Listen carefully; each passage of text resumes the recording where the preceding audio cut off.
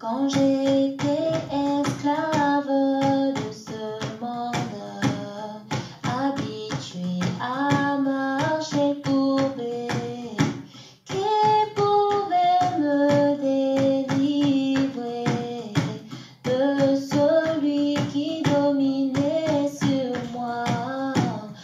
Qui pouvait me délivrer?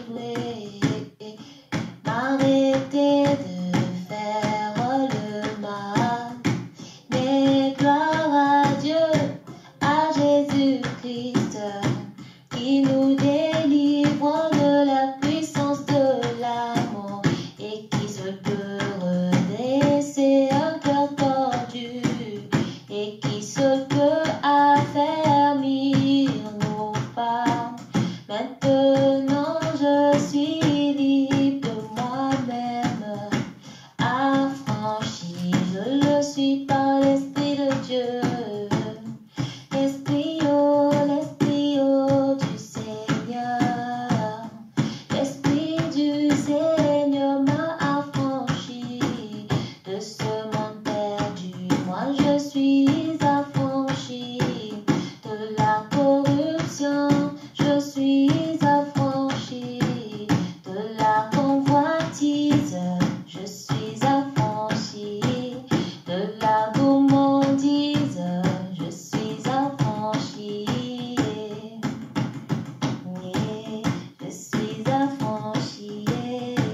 Délivré d'un plus fort que moi, de la main qui m'écrasait sans cesse, qui me retenait captive, à la droite triomphante de mon Seigneur, en qui je sais que désormais Dieu me donnera toutes les victoires. En Jésus, j'ai pleine liberté. Maintenant, je suis libre de moi-même. Affranchi, je le suis par l'Esprit de Dieu. L'Esprit oh du Seigneur.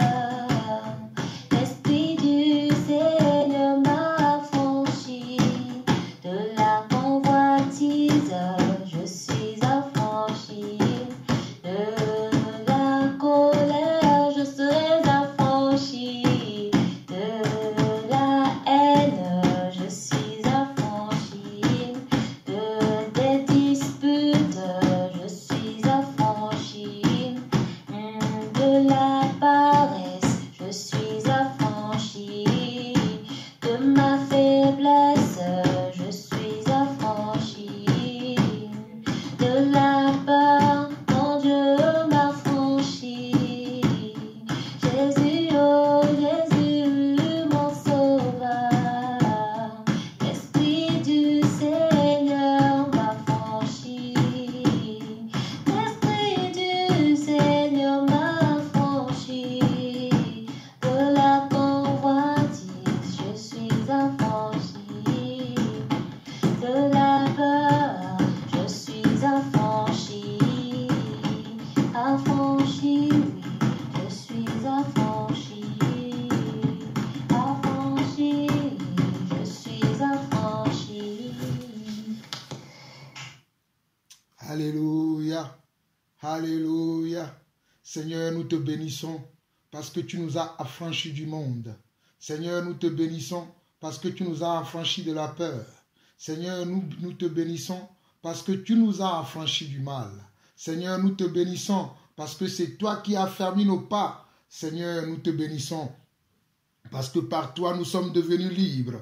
Seigneur, nous te bénissons parce que ton esprit nous rend plus forts. Seigneur, nous te bénissons parce que toi, par ta droite triomphante, tu fais de nous désormais des enfants de Dieu. Tu fais de nous désormais des fils et des filles de Dieu. Tu fais de nous désormais des serviteurs et des servantes de Dieu. Oh Seigneur, je suis dans la joie encore de glorifier ton nom, d'élever ton nom, de magnifier ton nom, Seigneur Dieu. par ce beau cantique de ma sœur Grâce du Congo, papa. Seigneur, sois béni, sois élevé, papa. Que toute la gloire, l'honneur, la puissance te soit donnée.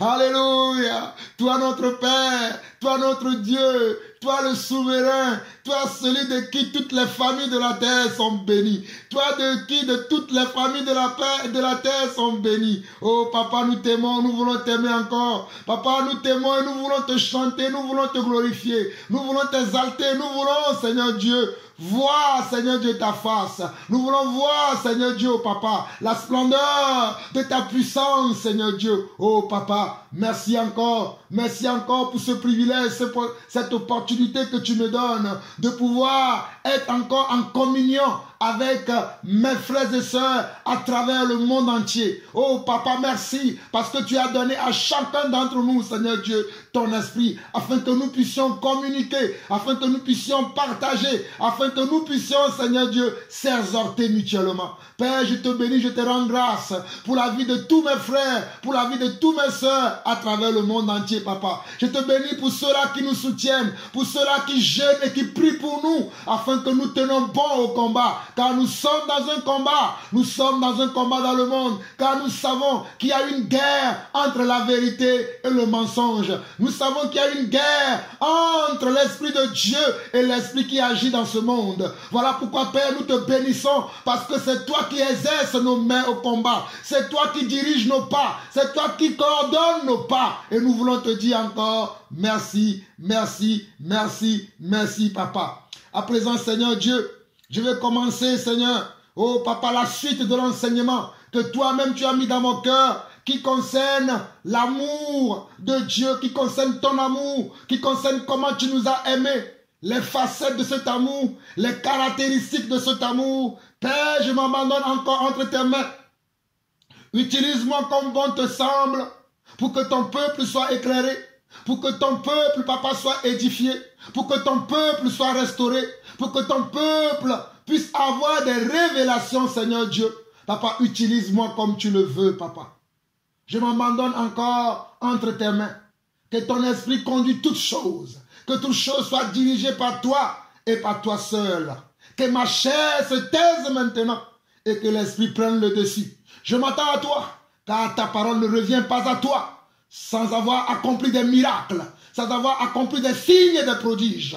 Papa, je m'attends à toi pour recevoir des témoignages de guérison, des témoignages de délivrance, des témoignages d'affermissement, des témoignages d'édification, des témoignages de construction dans la vie de tes enfants. Père, béni sois-tu au nom majestueux de Jésus-Christ. Amen, amen, amen. Oh, mes frères et sœurs, je suis dans la joie et je profite de cette occasion pour saluer le Congo. Je salue le Congo. Mes chers frères et sœurs qui sont au Congo, je vous salue. Notamment ma sœur Grâce, dont vous venez d'écouter ce beau cantique qui dit ceci. Quand j'étais esclave de ce monde, habitué à marcher courbé, qui pouvait me délivrer? De celui qui dominait sur moi, qui pouvait me délivrer? M'arrêter de faire le mal. Mais gloire à Dieu, à Jésus-Christ, qui nous délivre de la puissance de la mort et qui seul peut redresser un cœur tordu et qui seul peut affermir nos pas. Maintenant, je suis libre de moi-même. Affranchi, je le suis par l'Esprit du Seigneur. L'Esprit du Seigneur. L'Esprit du Seigneur m'a affranchi. Délivre-moi d'un plus fort que moi, de la main de celui qui m'écrasait sans cesse, qui me retenait captive. Par la gloire triomphante de mon Seigneur, en qui je sais que désormais, Dieu me donnera toutes les victoires. En Jésus, j'ai pleine liberté. Voilà ce que notre sœur, la sœur Grâce, voilà ce qu'elle a chanté. Oh, alléluia, voilà son adoration, voilà sa célébration, voilà son cantique pour louer le Seigneur. Et alléluia, je bénis, Seigneur Dieu, cette sœur. Oh, papa, au nom de Jésus, que cette grâce que tu lui as donnée puisse se multiplier, papa. Que cette onction que tu as placée sur sa vie et dans sa vie, afin qu'elle puisse, Seigneur Dieu, te louer, te glorifier, puisse accroître encore davantage, afin que nous qui sommes l'Église, nous puissions en bénéficier. Père, oh, donne-lui encore davantage de révélations, de comment elle doit continuer à chanter et à te louer. Comment elle doit continuer à t'adorer, papa. Et Seigneur, souviens-toi également de tous ces peines, ces problèmes qu'elle rencontre, afin de l'aider, Seigneur Dieu. Coordonne ses pas dans toutes choses, papa. Coordonne ses pas dans toutes choses, et que ta main puissante et triomphante puisse toujours dominer dans sa vie, comme elle-même le dit dans son cantique, papa. À toi la gloire, au nom puissant de Jésus-Christ. Amen. Nous continuons pour saluer tous les autres frères à travers le monde. Je salue le Togo, le Bénin, le Ghana. Je salue le Maroc. Je salue la Côte d'Ivoire. Je salue le Canada. Je salue l'Allemagne, la Belgique. Je salue la Hollande. Je salue Londres. Alléluia. Je salue l'Angleterre. Je salue également, alléluia, le Sénégal. Et je ne manquerai pas de toujours vous saluer, de toujours vous encourager. Merci pour les partages que vous faites dans les groupes. Je reçois les témoignages. Je reçois beaucoup de témoignages. Je vous en suis entièrement reconnaissant. Que le Seigneur puisse parfaire son œuvre en chacun d'entre nous. Que le Seigneur puisse parfaire son œuvre dans la vie de chacun d'entre nous et dans son église, papa. Mais, dorénavant, comme je l'ai dit tantôt, des fois j'oublie, mais j'aimerais que vous sachiez que ceux qui ne veulent pas nos enseignements, ceux qui ne veulent pas nos partages, ne les envoyez pas nos partages, tout simplement. Soyez bénis. Alors nous allons continuer l'enseignement que Dieu a mis dans mon cœur, que nous avons commencé hier. Nous allons le continuer aujourd'hui. Nous allons continuer pour voir aujourd'hui encore les facettes, les caractéristiques de l'amour de Dieu. Alléluia. Nous allons-y. Tantôt nous allons écouter encore une autre cantique ou bien une autre louange. Je sais que nombreux sont ceux que j'ai contactés pour m'envoyer des louanges, pour m'envoyer des cantiques. Il y en a certains que je n'ai même pas contactés, mais que d'eux-mêmes ils m'envoient des cantiques. Je vous ai dit que dans mes prédications aujourd'hui, nous allons jouer des cantiques que nous avons composés nous-mêmes, que nous avons chantés nous-mêmes, pas des cantiques qui sortent des studios. Nous allons chanter nous-mêmes nos cantiques avec nos instruments. Et c'est ce que nous allons nous jouer aujourd'hui. Parce que nous refusons le monde, nous, dans toutes ses formes. Alléluia. Nous refusons cela. Ceux qui font les cantiques, qui le vendent, nous ne vendons pas nos cantiques. Nos cantiques sont gratuits. Car c'est un don de Dieu de chanter, de louer le Seigneur. Nous ne pouvons pas organiser des cantiques, nous ne pouvons pas organiser, soi-disant, des concerts spirituels payants. Nous refusons ces choses. Il y a certaines qui n'ont pas encore reçu cette révélation. Notre prière, notre volonté pour ces personnes, c'est qu'ils puissent être touchés aussi également, de la même manière que nous avons été touchés par le Seigneur, afin de louer le Seigneur, eux aussi, gratuitement, pour que l'Église puisse en profiter. Même si vous faites des concerts, que les concerts soient gratuits. Maintenant, si des frères et sœurs sont touchés dans leur cœur, ils veulent s'aimer dans ce que vous faites, ils veulent vous accompagner, ils veulent vous soutenir, ça doit venir de leur cœur. Mais ne leur imposons pas d'acheter nos albums chrétiens. Jésus n'a pas vendu sa parole, Jésus n'a pas vendu le don de grâce qu'il nous a fait, et nous non plus, nous n'allons pas vendre le don de grâce qu'il nous a donné. Donc j'insiste encore sur ce point. Si vous venez nous écouter, nous ne vendons pas ni nos enseignements, nos cantiques que nous chantons à la gloire de Dieu. La Bible dit que tout ce qui respire loue l'Éternel. Non, nous ne vendons pas nos louanges, ni nos célébrations, ni nos adorations. Elles sont gratuites ou ils sont gratuits parce que nous l'avons reçu gratuitement de la part du Seigneur. Soyez bénis, vous qui pratiquez ces choses déjà. Et vous qui ne pratiquez pas encore, nous prions pour vous afin que Dieu vous ouvre les yeux et que vous voyez les mêmes choses peut-être que nous voyons. Que le Seigneur vous bénisse abondamment. Allons-y maintenant dans la parole. Nous allons commencer aujourd'hui dans Éphésiens chapitre 2. Éphésiens chapitre 2, nous allons lire verset 4 au verset 7. Alléluia. Verset 4 au verset 7 qui dit ceci. Mais Dieu qui est riche en miséricorde, à cause du grand amour dont il nous a aimés. Alléluia. Oh mon frère, souligne cette phrase dans ta Bible si tu ne l'as pas encore fait. Souligne cette phrase dans ta Bible qui dit mais Dieu qui est riche en miséricorde. Dieu est riche en miséricorde à cause du grand amour dont il nous a aimés. Nous qui étions morts par nos offenses, nous a rendus vivants avec Christ. C'est par la grâce que vous avez été sauvés. Il nous a ressuscités ensemble et nous a fait asseoir ensemble dans les lieux célestes en Jésus-Christ, afin de montrer dans les siècles à venir l'infinie richesse de sa grâce par sa bonté envers nous en Jésus-Christ. Oh merveilleux, c'est merveilleux, mes frères, d'écouter et d'entendre, de recevoir la révélation du Seigneur par rapport au grand amour dont il nous a aimés. Par rapport au grand amour dont il nous a aimés. Nous qui étions morts par nos offenses, nous qui étions morts par nos offenses, nous qui étions dépourvus de sa grâce, nous qui étions dépourvus de son esprit, qui étaient dépourvus de sa connaissance et de sa révélation. Mais aujourd'hui, il nous fait grâce de connaître ses voies, de connaître son amour. C'est vraiment une grande grâce. Oh, Dieu nous a tant aimés. Et voilà pourquoi il est venu, pour prendre nos offenses sur lui.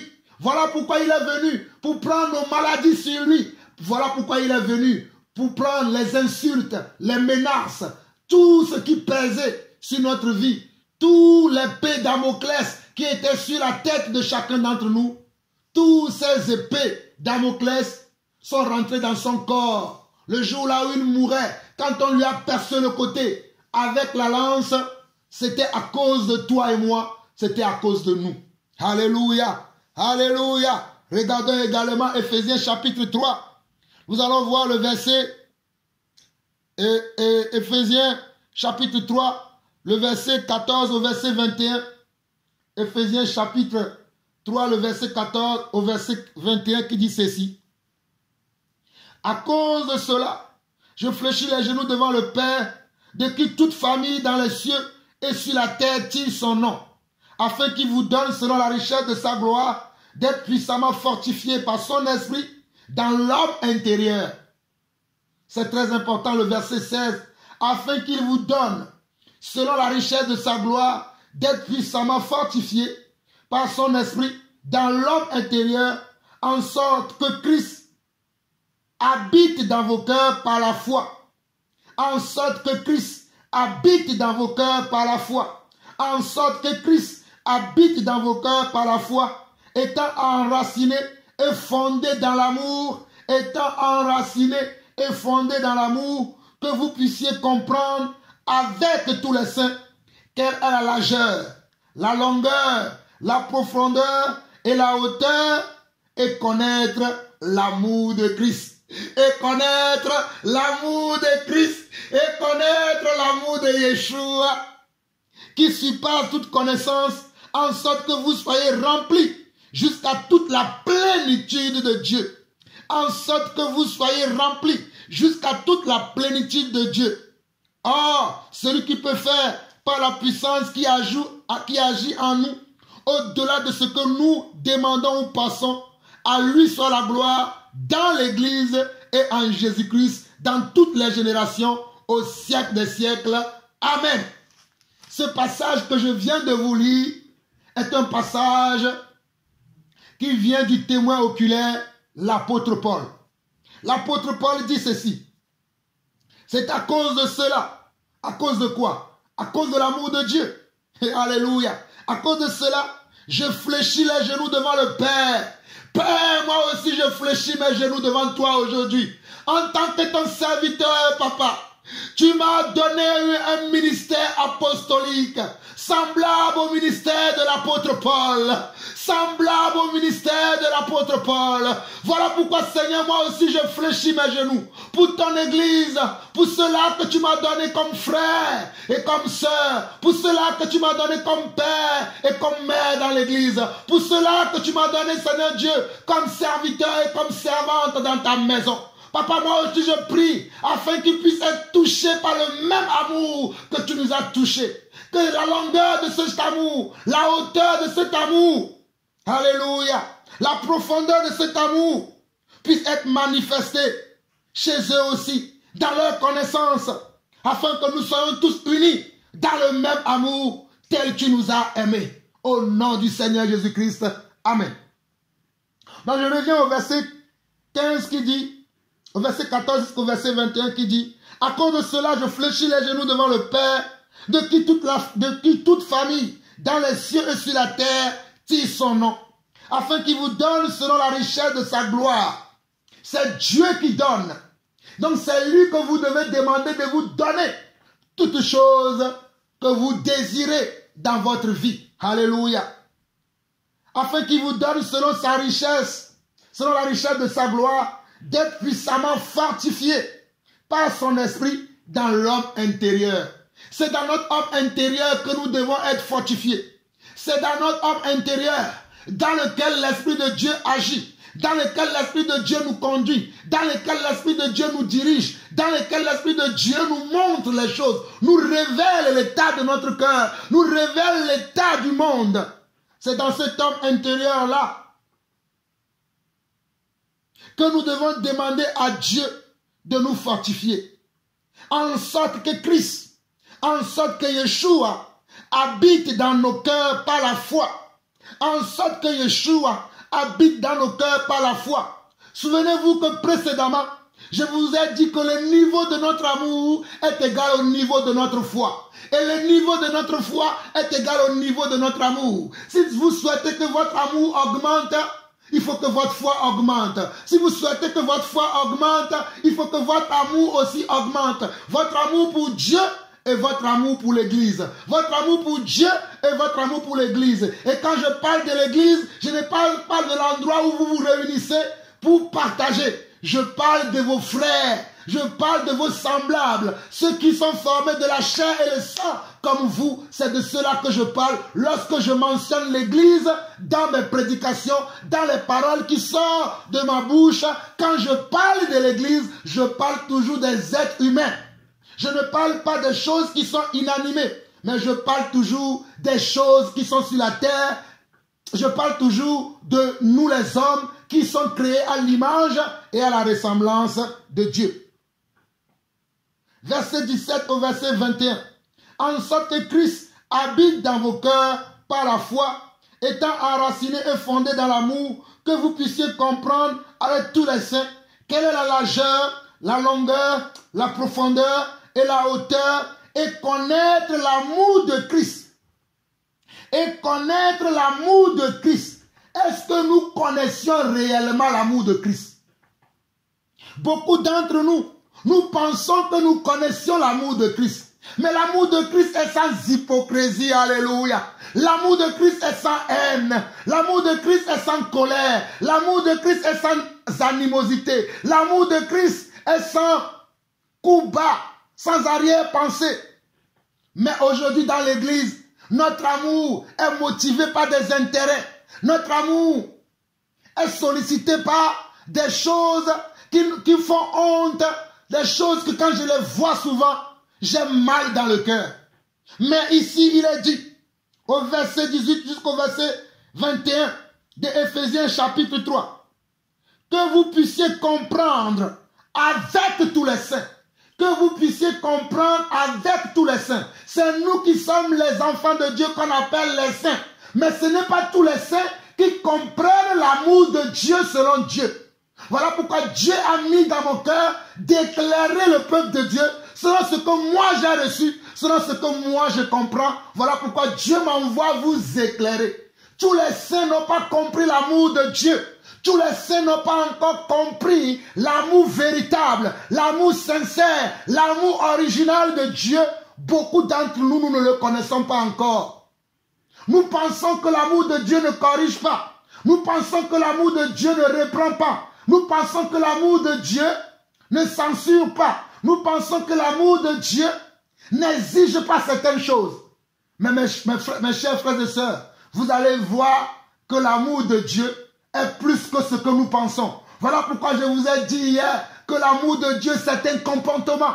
Ce n'est pas juste un mot. Ce n'est pas juste un mot que nous devons prononcer à tout vent, à tort et à travers. Il faut avoir l'amour de Dieu, il faut avoir l'amour de Dieu. Mais l'amour de Dieu c'est un comportement.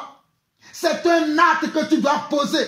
Car quand Dieu nous a aimés, il a quitté son trône, alléluia. Il a quitté son trône, alléluia. Yeshua a quitté son trône. Yeshua a quitté son trône.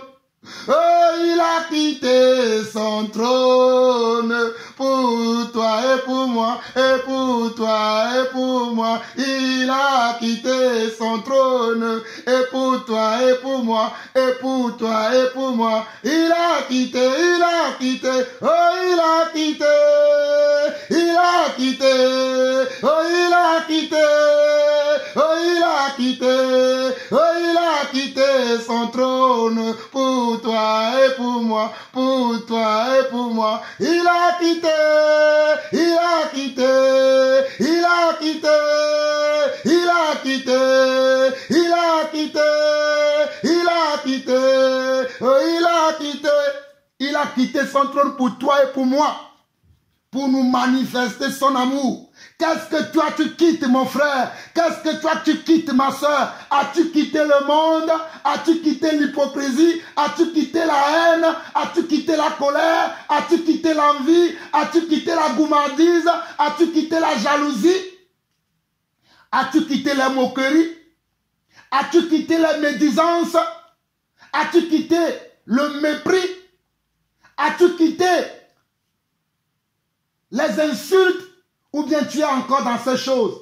Si tu es encore dans ces choses, tu n'as pas encore connu l'amour de Dieu véritablement. Et ma prière pour toi est que tu connaisses cet amour véritablement afin que tu sois délivré totalement. Alléluia.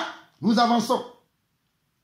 Et verset 19, et connaître l'amour de Christ qui surpasse toute connaissance, en sorte que vous soyez remplis jusqu'à la plénitude de Dieu. Nous voulons la plénitude de Dieu. Est-ce que toi aussi, mon frère qui m'écoute, tu veux la plénitude de Dieu? Est-ce que toi aussi, ma soeur qui m'écoute, tu veux également la plénitude de Dieu? Moi, je veux la plénitude de Dieu. Moi, je cherche la plénitude de Dieu. Et pour avoir cette plénitude de Dieu, il faut que je sois rempli totalement de l'amour de Dieu. Et nous avons vu hier, selon Jean chapitre 15, que l'amour de Dieu consiste à garder ses commandements. Alléluia. Détrompe-toi, mon frère. Détrompe-toi, ma soeur. Détrompe-toi, église de Dieu. L'amour de Dieu consiste à garder ses commandements. L'amour de Dieu consiste à marcher comme lui. L'amour de Dieu consiste à parler comme lui. L'amour de Dieu consiste à voir les choses comme il voit les choses. L'amour de Dieu consiste à détester les choses comme il déteste les choses. L'amour de Dieu consiste à aimer les choses comme il aime les choses. L'amour de Dieu consiste à parler, à agir comme il parle. Alléluia. Alléluia. Voilà l'amour de Dieu. Si tu ne le sais pas, mon frère, voilà l'amour de Dieu. Oh, verset 20. Oh, celui qui peut faire par la puissance qui agit en nous infiniment au-delà de tout ce que nous demandons ou pensons. À lui soit la gloire dans l'Église. À lui soit la gloire dans l'Église. À lui soit la gloire dans l'Église et en Jésus-Christ dans toutes les générations, au siècle des siècles. Amen. Vous voyez, ce n'est pas à moi, Jean-Paul Lawson, qu'il faut la gloire. Alléluia. Aujourd'hui, je lisais un témoignage. Il y a un frère qui me disait mon dirigeant. Le frère m'appelle mon dirigeant. Vous voyez, quand nous partageons la parole de Dieu, nous pouvons être des modèles pour des gens. Nous pouvons être des modèles pour des gens. Quand nous partageons la parole sincère, il y a des gens qui vont voir en nous Christ. Comme Paul dit, imitez-moi, parce que moi aussi j'imite Christ. Alléluia. Vous qui me connaissez assez, vous savez que j'aime imiter Paul. J'aime imiter Jean. Alléluia. Parce que mon Père m'a nommé Jean-Paul. Donc je prie par la grâce de Dieu que Dieu puisse me donner une partie de Jean et une partie de Paul. Alléluia. Pour le ministère qu'il m'a confié. Et le frère me disait dans son témoignage, je peux vous lire ça rapidement. Non, je ne vais pas prendre trop de temps. Mes frères et sœurs, continuez à m'envoyer les témoignages. Continuez à m'envoyer les témoignages que nos enseignements produisent dans vos vies. Continuez à m'envoyer des témoignages. Si vous le voulez, faites même des audios comme certains parmi vous, vous le faites déjà. Envoyez-moi un petit audio selon que le Seigneur vous conduira envoyez-moi vos témoignages de ce que mes enseignements produisent dans vos vies afin que je puisse le partager. Je vais faire comme un montage de tous les témoignages que je publierai très prochainement selon que le Seigneur me fera grâce. Alléluia. Allons dans Romains chapitre 8 très rapidement. Romains chapitre 8. Romains chapitre 8. Romains chapitre 8. Romains chapitre 8. Nous allons lire du verset 37 au verset 39. Romains chapitre 8 du verset 35 au verset 39. Qui nous séparera de l'amour de Christ? Alléluia. Qui nous séparera de l'amour de Christ? Alléluia. Qui nous séparera de l'amour de Christ? Sera-ce la tribulation, ou l'angoisse, ou la persécution, ou la faim, ou la nudité, ou le péril, ou l'épée, selon qu'il est écrit? C'est à cause de toi qu'on nous met à mort tous les jours, qu'on nous regarde comme des brebis destinées à la boucherie. Mais dans toutes ces choses, nous sommes plus que vainqueurs par celui qui nous a aimés. Alléluia. Dans toutes les choses, qu'on nous persécute, qu'on nous traite de fous, qu'on nous traite de vantards, qu'on nous traite des orgueilleux, peu importe ce qu'on va dire sur nous, la Bible, la parole révélée de Jésus-Christ, dit dans Romains chapitre 8, le verset 37, mais dans toutes ces choses, nous sommes plus que vainqueurs par celui qui nous a aimés. Dans toutes ces choses, nous sommes plus que vainqueurs par celui qui nous a aimés.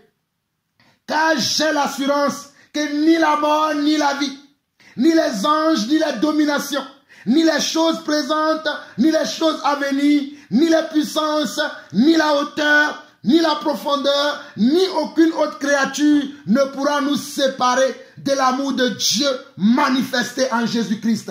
Oh, l'amour de Dieu est manifesté en Jésus-Christ. L'amour de Dieu est manifesté en Jésus-Christ. Jésus-Christ, c'est l'amour de Dieu. Alléluia. Yeshua Mashiach est l'amour de Dieu. Yeshua Mashiach est l'amour de Dieu. Yeshua Mashiach est l'amour de Dieu.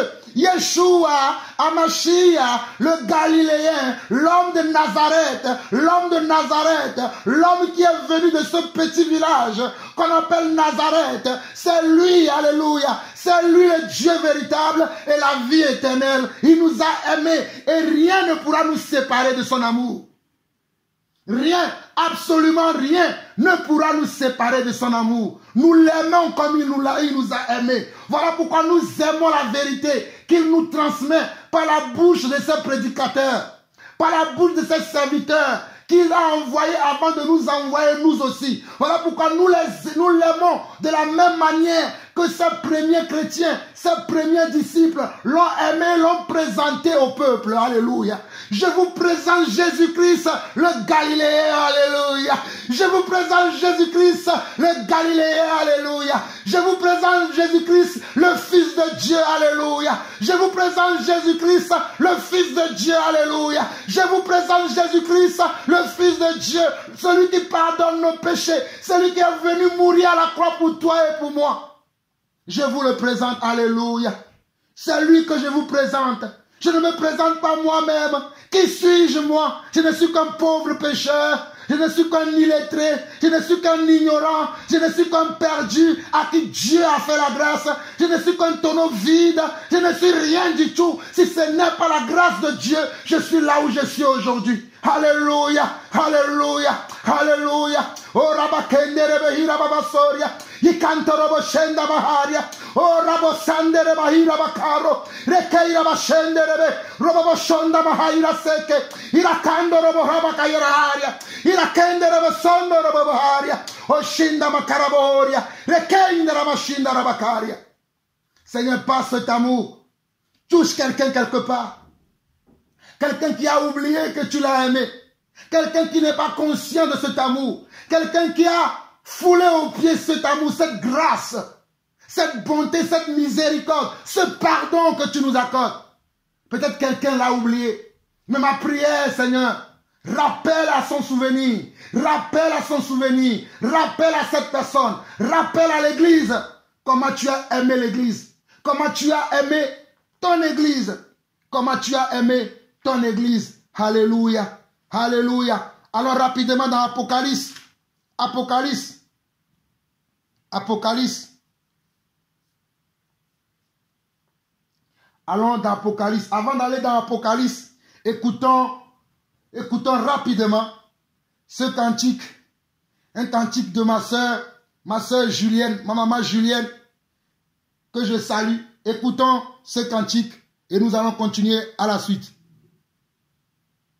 Je magnifie ton nom, Jésus. Je magnifie ton nom, Jésus. Je glorifie ton nom, Jésus. Je chante ton nom. Je chante ton nom. Je chante ton nom. Ton nom. Ton nom. Ton nom. Ton nom. Je magnifie ton nom, Jésus. Je glorifie ton nom, Jésus. Je chante ton nom. Je chante ton Saint-Nom. Je chante ton Saint-Nom. Ton Saint-Nom. Ton Saint-Nom. Je magnifie ton nom. Je glorifie ton nom. Je chante ton Saint-Nom. Ton Saint-Nom. Alléluia. Jésus. Alléluia. Alléluia. Ton Saint-Nom. Oh, alléluia. Ton nom saint. Oh, rabababasha.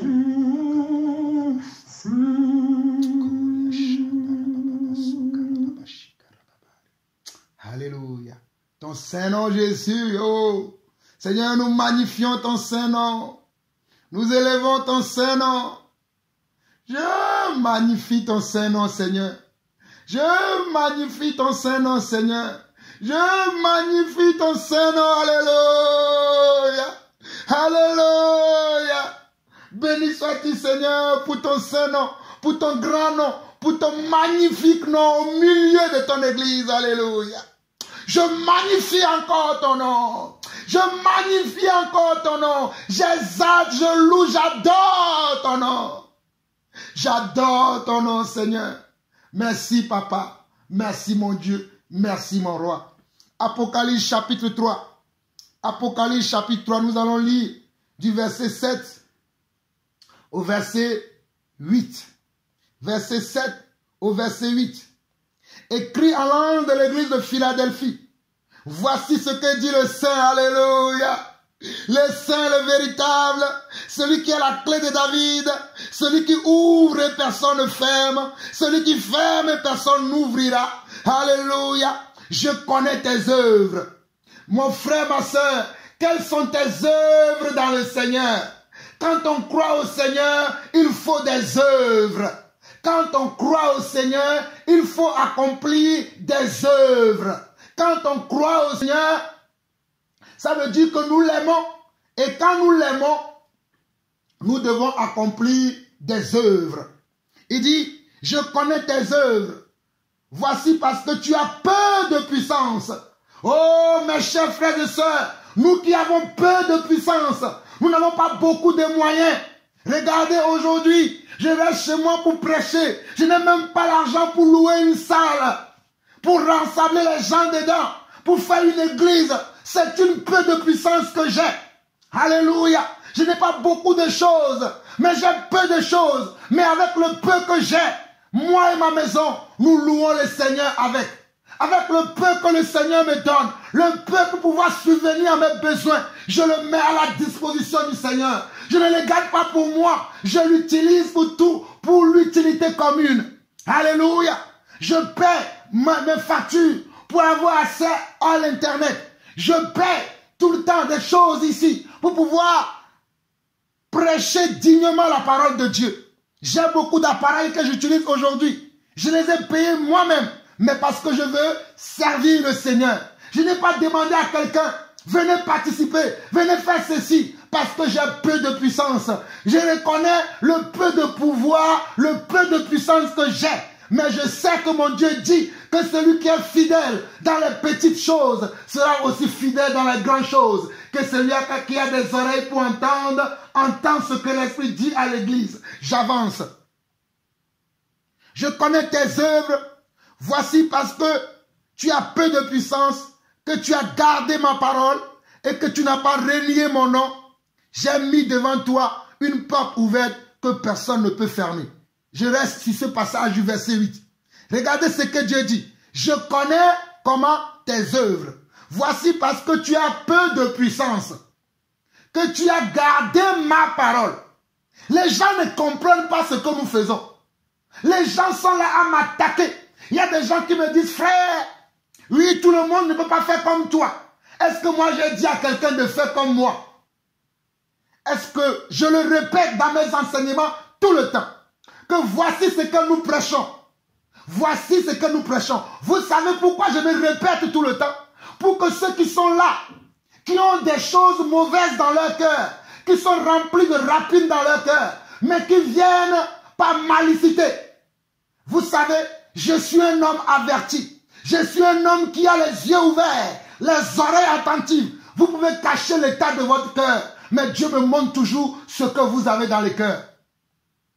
Il y a des gens qui m'attaquent, qui me disent, Jean-Paul, arrête ce que tu fais. L'église, ce n'est pas sur les réseaux sociaux. Est-ce que j'ai dit à quelqu'un que l'église, c'est les réseaux sociaux? Je n'ai pas dit ça. J'ai dit simplement que si à l'époque de Paul, Paul utilise les réseaux sociaux, a utilisé les lettres, il écrivait sur les papiers pour envoyer aux gens, pour que les gens soient au courant de la parole de Dieu.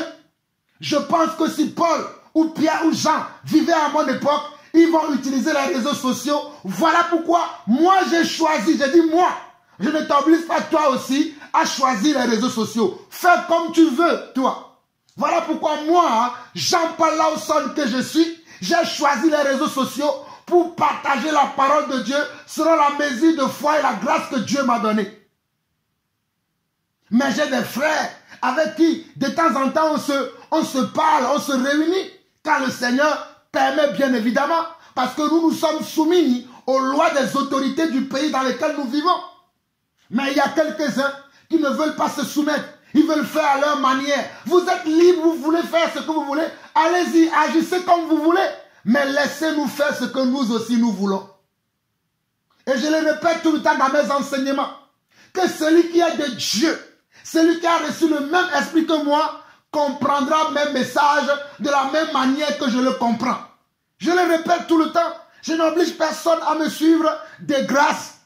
Laissez-moi faire mon travail. Je vous en supplie. Si vous ne comprenez pas, priez pour moi. Si vous pensez que je me trompe, priez pour que Dieu me révèle la vérité. Mais arrêtez de vouloir me tuer. Arrêtez de vouloir me tendre des pièges pour venir dire, voilà, nous l'avons attrapé dans ça. Le Seigneur me gardera de tous vos pièges. Le Seigneur me gardera de tous vos pièges. Je vous préviens, à bon entendeur, salut. Regardez bien le passage que nous lisons. Le passage dit dans Apocalypse chapitre 3, le verset 8. Je connais comment tes œuvres. Voici parce que tu as peu de puissance. Moi, je reconnais que j'ai peu de puissance. Hein. Je ne dis pas aux gens que je suis le super, que j'ai des grands pouvoirs. Je n'ai rien. Ce que j'ai, c'est ce que je vous donne là. Je n'ai rien. De grâce, mes chers frères et sœurs. De grâce, laissez-moi vivre ma liberté, la liberté dans laquelle Christ m'a mis. Laissez-moi dans cette liberté et allez faire ce que vous avez envie de faire. Et ici, il est écrit, voici parce que tu as peu de puissance que tu as gardé ma parole. Lorsque nous voulons garder la parole de Dieu, nous n'allons pas avoir beaucoup de moyens. Nous n'allons pas avoir beaucoup de gens qui nous suivent. Que celui qui a des oreilles m'entende aujourd'hui. Lorsque nous voulons garder la parole de Dieu, nous aurons peu de moyens, nous aurons peu de capacités, nous aurons peu de gens qui nous suivent, mais nous serons toujours dans la volonté de Dieu. Et Dieu nous ouvrira toujours les portes là où lui-même, il veut que nous soyons. Voilà les facettes de l'amour de Dieu. Je répète encore, pour toi qui n'as pas bien saisi cette révélation, lorsque tu marches dans la parole de Dieu, tu vas avoir peu de moyens. Je répète encore, tu vas avoir peu de moyens pour dire même que tu n'auras aucun moyen si ce n'est que Dieu qui va t'aider. Et cela est normal. Cela fait partie de son plan. Car lui-même il dit ici, Apocalypse 3 verset 8, je connais tes œuvres parce que tu as peu de puissance, que tu as gardé ma parole et que tu n'as pas renié mon nom. J'ai mis devant toi une porte ouverte que personne ne peut fermer. Le Seigneur est en train de nous ouvrir une porte.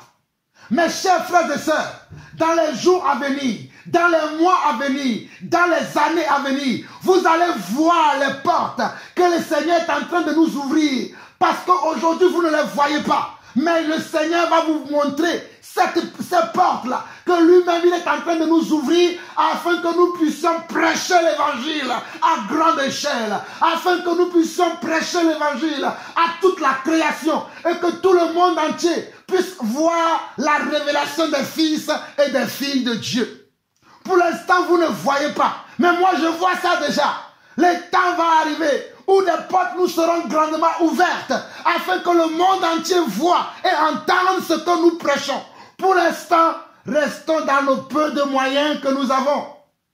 Voilà pourquoi nous vous encourageons, vous qui êtes des chantres dans l'église, vous qui avez le don d'amener les gens dans la présence de Dieu, par vos louanges, par vos cantiques, de ne pas enregistrer des CD et commencer à les vendre.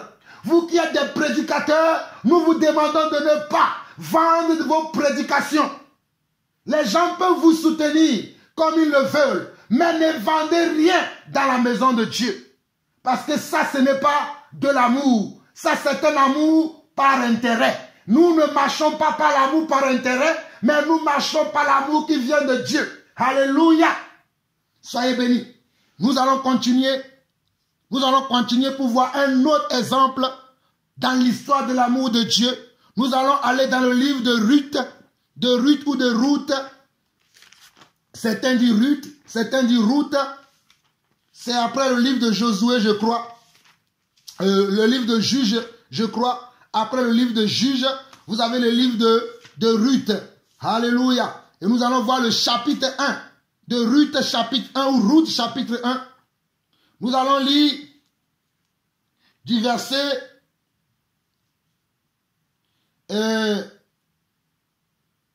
6 jusqu'au verset 16. Puis elle se leva, elle et ses belles-filles, afin de quitter le pays de Moab, car elle apprit au pays de Moab que l'Éternel avait visité son peuple et lui avait donné du pain. Elle sortit du lieu qu'elle habitait, accompagnée de ses deux belles-filles. Elle se mit en route pour retourner dans le pays de Juda. Naomi dit alors à ses deux belles-filles, « Allez, que chacune retourne à la maison de sa mère. Que l'Éternel use de bonté envers vous, comme vous l'avez fait envers ceux qui sont morts et envers moi. Que l'Éternel vous fasse trouver à chacune du repos dans la maison d'un mari. » Et elle les baisa. Elles élevèrent la voix et pleurèrent. Et elle lui dit, « Non, nous irons avec toi vers ton peuple. » Ici, nous sommes en train de voir l'histoire de Ruth et de Naomi. Ruth, à son époque, avait été la femme d'Elimelech. Mais il y a un moment donné, il avait perdu comment? Il avait perdu son mari. Et elle avait perdu son mari Elimelech alors qu'elle était accompagnée. Bon, on va lire plus loin, comme ça vous allez comprendre l'histoire. Quand vous regardez, on va lire à partir du verset 1. Du temps des juges, il y avait une famine dans le pays. Un homme de Bethléem de Juda partit avec sa femme et ses 2 fils pour faire un séjour dans le pays de Moab. Je lis encore. Du temps des juges, il y avait une famine dans le pays. Un homme de Bethléem de Juda partit avec sa femme et ses 2 fils pour faire un séjour dans le pays de Moab. Le nom de cet homme était Elimelech, celui de sa femme Naomi, et ses 2 fils s'appelaient Machlon et Kiljon. Ils étaient Éphratiens de Bethléem de Juda. Vous avez vu? Bethléem, le pays de qui? Le village de qui? Le village de Yeshua Mashiach aussi. Alléluia. Arrivés au pays de Moab, ils fixèrent leur demeure. Elimelech, mari de Naomi, mourut et elle resta avec ses 2 fils. Il prit des femmes moabites, dont l'une se nommait Orpa et l'autre Ruth. Et ils habitèrent là environ 10 ans.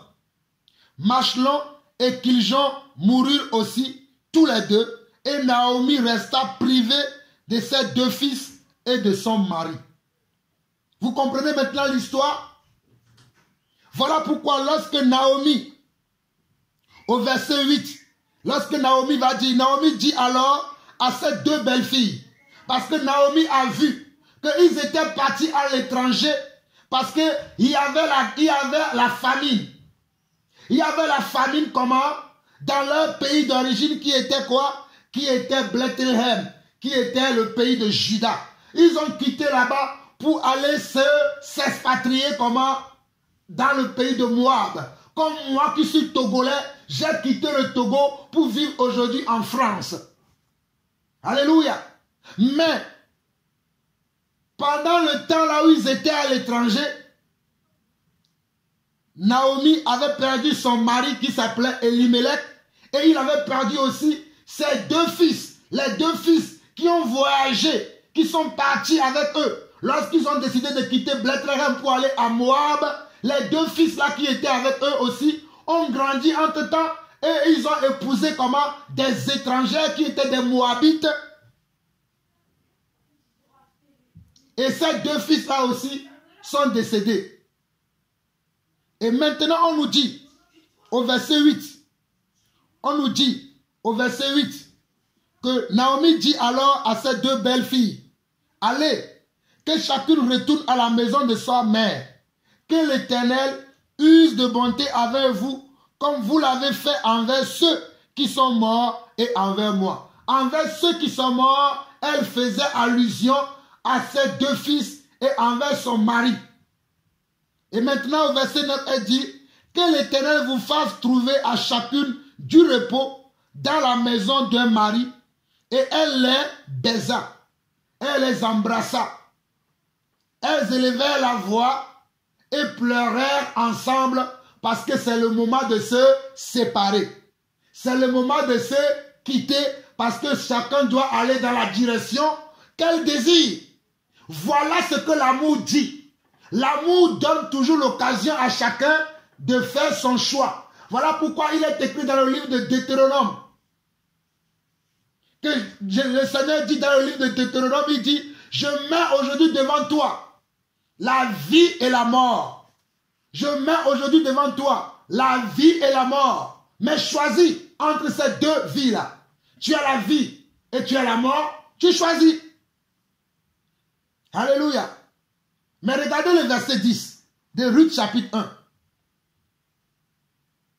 Et elle lui dit, non, nous irons avec toi vers ton peuple. Ce sont des gens qui avaient aussi un peuple. Leurs parents vivaient dans le pays de Moab. Mais Naomi n'était pas elle de Moab. Elle était de passage dans le pays des Moab. Maintenant, elle a vu que le Seigneur a fait grâce. La famine a quitté son pays. Elle décide de rentrer. Mais elle n'a pas voulu amener de force avec elle ces deux belles filles. Les deux filles là qui étaient des femmes de ces deux filles qui sont décédées, elle n'a pas voulu les forcer à les suivre. Moi aussi, je ne force personne à me suivre. Je prêche la révélation de Yeshua que Jésus m'a donnée afin que si quelqu'un est convaincu par cette révélation, que la personne me suit. Voilà ce que je fais. Je n'oblige personne, mais je prêche ce que j'ai reçu de Dieu en tant que ministre de Dieu, en tant que serviteur de Dieu, ayant reçu de la part du Seigneur une grâce apostolique pour pouvoir servir dans l'église. Je n'oblige personne à me suivre. Je suis dans la même disposition de cœur comme Ruth ici. Et comme Naomi ici dans le livre de Ruth. Alléluia. Ok. Au verset 10, Naomi dit, retournez mes filles, pourquoi viendrez-vous avec moi? Est encore dans mon sein des fils qui puissent devenir vos maris? Retournez mes filles, allez, je suis trop vieille pour me remarier. Et quand je dirai, j'ai de l'espérance, quand cette nuit même, je serai avec un mari et que j'enfanterai des fils, attendrez-vous pour cela qu'ils aient grandi? Refuserez-vous pour cela de vous marier? Non, mes filles, car à cause de vous, je suis dans une grande affliction de ce que la main de l'Éternel s'est étendue contre moi. Et elles élevèrent la voix et pleurèrent encore. Orpa baisa sa belle-mère, mais Ruth s'attacha à elle. Mes chers frères et sœurs, dans l'histoire que je suis en train de vous raconter, il y a des trésors cachés dans cette histoire. Il y a des révélations cachées dans cette histoire. Cette dame avait deux belles filles qui étaient comme des étrangères. Vous savez que dans la loi hébraïque, il était interdit aux Hébreux d'épouser des étrangers.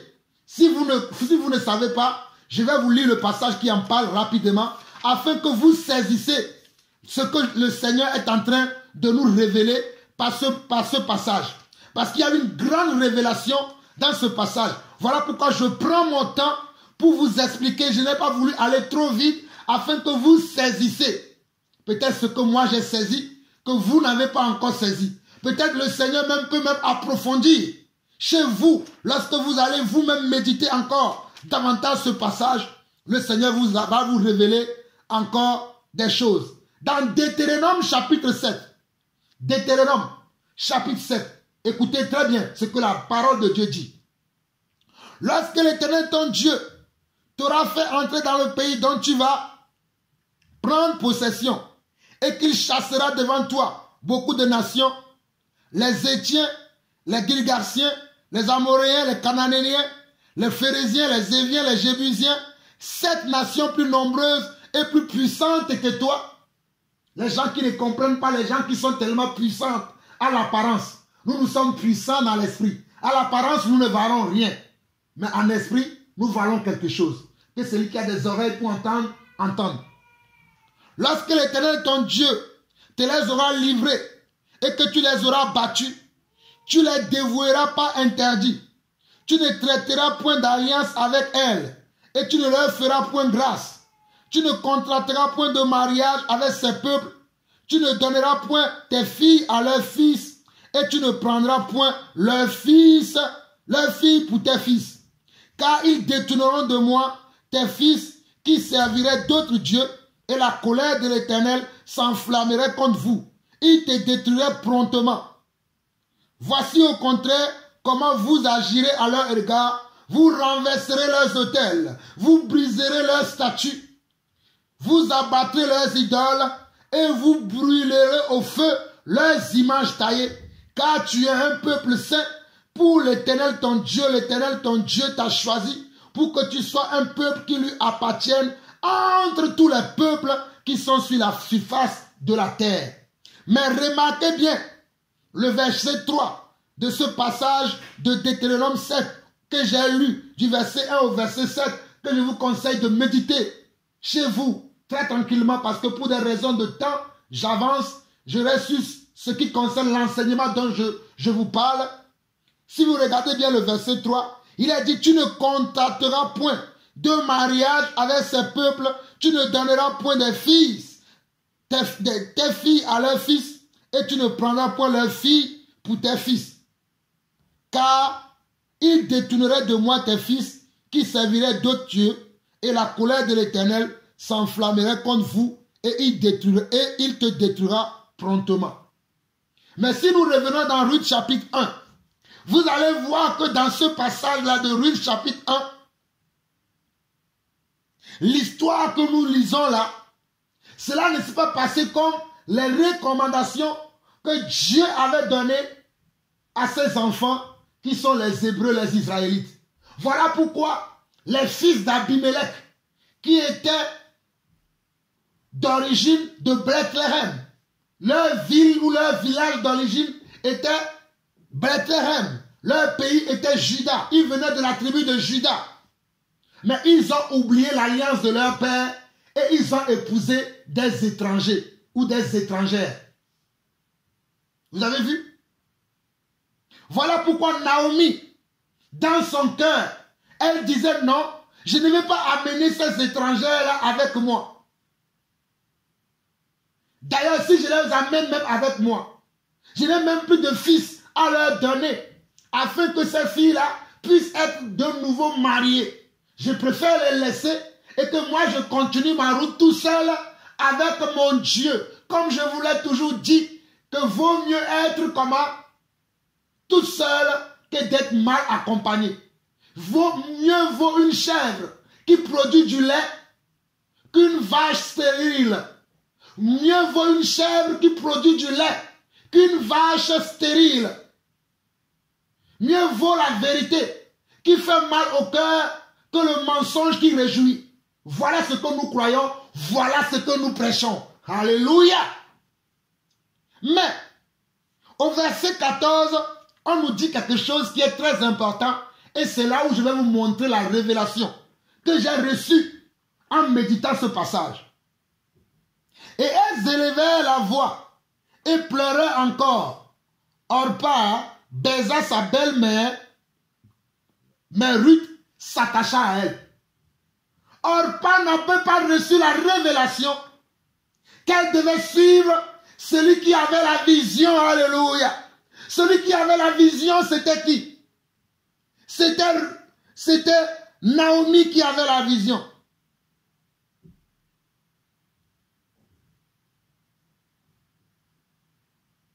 Naomi avait la vision.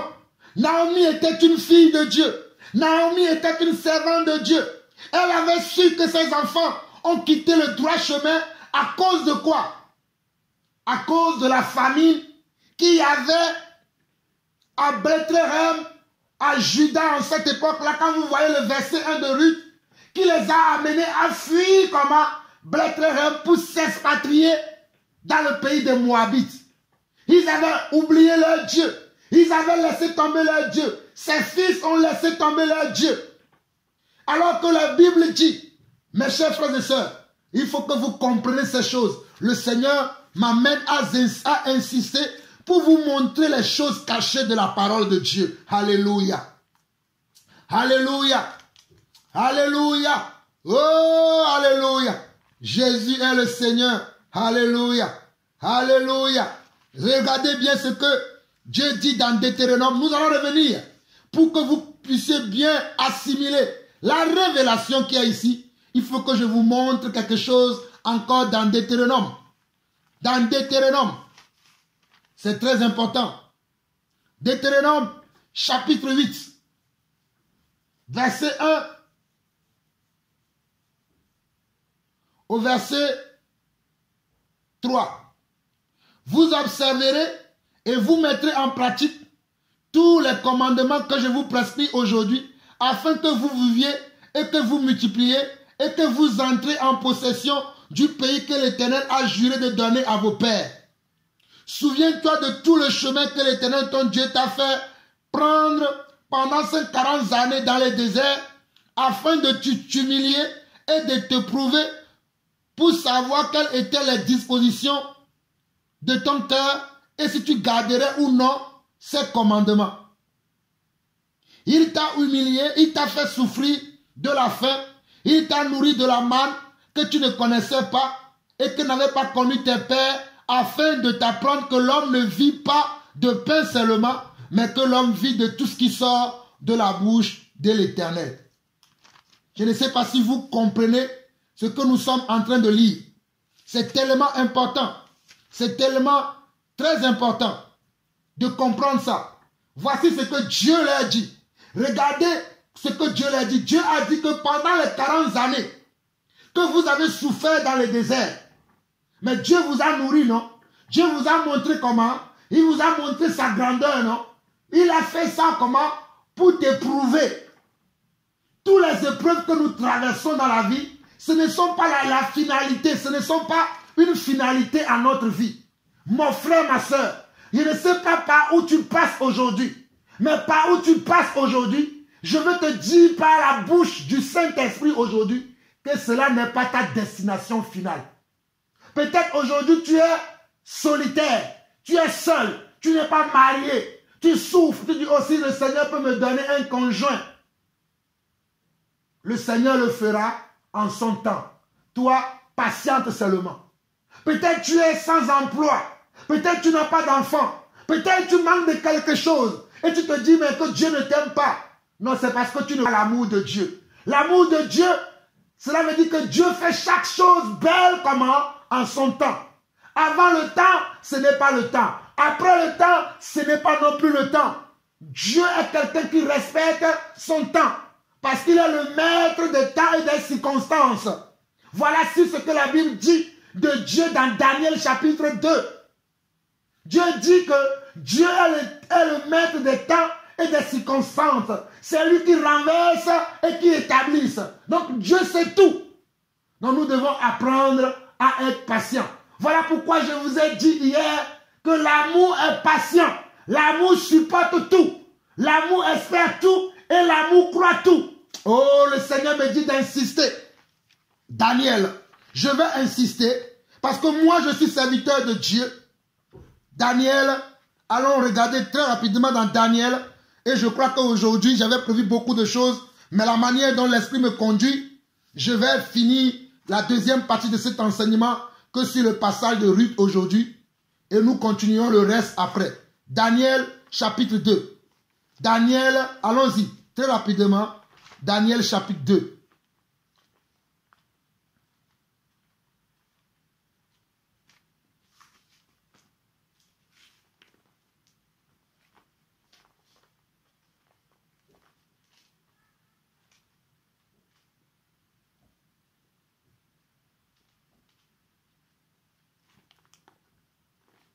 Daniel chapitre 2, nous lisons du verset 20 au verset 22. Daniel prit la parole et dit, béni soit le nom de Dieu d'éternité en éternité. Béni soit le nom de Dieu d'éternité en éternité. À lui appartiennent la sagesse et la force. Vous voyez, c'est à notre Dieu qu'appartiennent la sagesse et la force. Même les hommes qui se tapent la poitrine aujourd'hui, qui croient qu'ils sont forts, ils ne sont pas forts. C'est notre Dieu qui est fort. C'est notre Dieu qui est sage. Mon frère, ma soeur, je te le dis, les hommes là qui croient qu'ils sont sages, qui sont forts, ne le sont pas. Mais c'est notre Dieu qui est fort et c'est en même temps lui qui est sage. Verset 21. C'est lui qui change les temps et les circonstances, qui renverse et qui établisse les rois, qui donne la sagesse aux sages et la science à ceux qui ont de l'intelligence. Il révèle ce qui est profond et caché. Il connaît ce qui est dans les ténèbres et la lumière demeure avec lui. Vous voyez? Voilà pourquoi Dieu, dans le passage de Deutéronome chapitre 8, au verset 2, il dit, souviens-toi de tout le chemin que l'Éternel ton Dieu t'a fait pendant ces 40 années dans le désert afin de t'humilier et de te prouver pour savoir quelles étaient les dispositions de ton cœur et si tu garderais ou non ses commandements. Il t'a humilié, il t'a fait souffrir de la faim et il t'a nourri de la manne que tu ne connaissais pas et que n'avaient pas connu tes pères, afin de t'apprendre que l'homme ne vit pas de pain seulement, mais que l'homme vit de tout ce qui sort de la bouche de l'Éternel. Voilà ce que nous croyons. L'homme ne vit pas simplement par rapport à ce qu'il voit. Vous qui avez beaucoup plus de confiance à ce que vous voyez et qui n'avez pas confiance à ce que vous ne voyez pas. Nous avons confiance à ce que nous ne voyons pas. Nous ne mettons pas notre confiance par rapport à ce que nous voyons dans le monde. Alléluia. Oh, alléluia. Nous faisons confiance à notre Dieu. Voilà pourquoi nous avons peu de puissance et nous sommes fiers parce que nous avons peu de puissance. Nous avons peu de moyens, mais nous sommes fiers de cela. Nous n'envions pas les gens, nous n'envions personne. Mais nous attendons notre Dieu afin qu'il agisse en son temps. Nous attendons notre Dieu